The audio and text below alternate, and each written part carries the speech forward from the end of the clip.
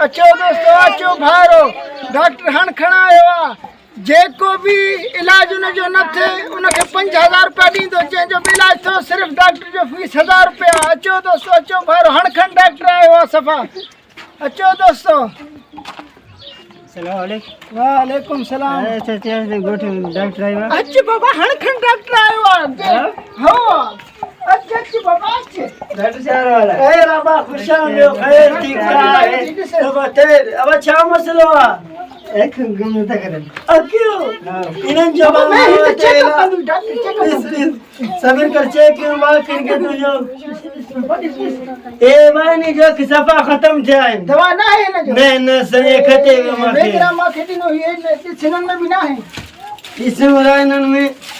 ना है दा ना है दा ना है दा बस खते में खट्टे में 5000 दे 5000 देवा तो कि एक एरो मरीज समझो गिची में है अच्छा क्यों बस खत्म में सब आँखी में नहीं जा कम तक खट्टे में मार दे 1000 दे 1000 रखी तू किसे तो क्या की तो थी वे कद 1000 कद कद दे अच्छा जब को मरीज आयो चा की थी पोए वापस दोस्तों अचो भारो डॉक्टर हण खणा आयो आ जेको भी ठीक न थे उनके 5000 रुपया दींदो जेको भी ठीक थे उनको 1000 रुपया फीस भर दो। अचो दोस्तों वालेकुम सलाम खैर भाऊ डॉक्टर हण खणा आयो आ बिल्कुल इलाज कराए सही न थे 5000 रुपया दींदो सही थी वे तो 1000 रुपया फीस भर दी। अच भाऊ अच बाबा डॉक्टर कहां जो लाए तो बैठो डॉक्टर साहब चाला खैर बा खुशा बे खैर ठीक ठाक अल्लाह जो एहसान बा असन तबीयत चेक कर रहा रात को नींद रही न तो अचे नींद न तो अचे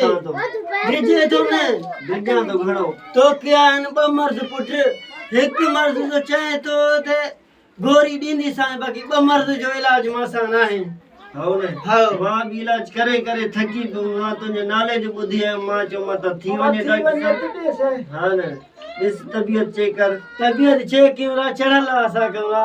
हो ए जे छिरक भरा तो ने छिरक और मसलो खराब है गोरी दियोस न लगे वरी भी फायदो ना अचे तो मजो न थींदो ने 5000 मां हिन के देना 5000 देना 5000 देना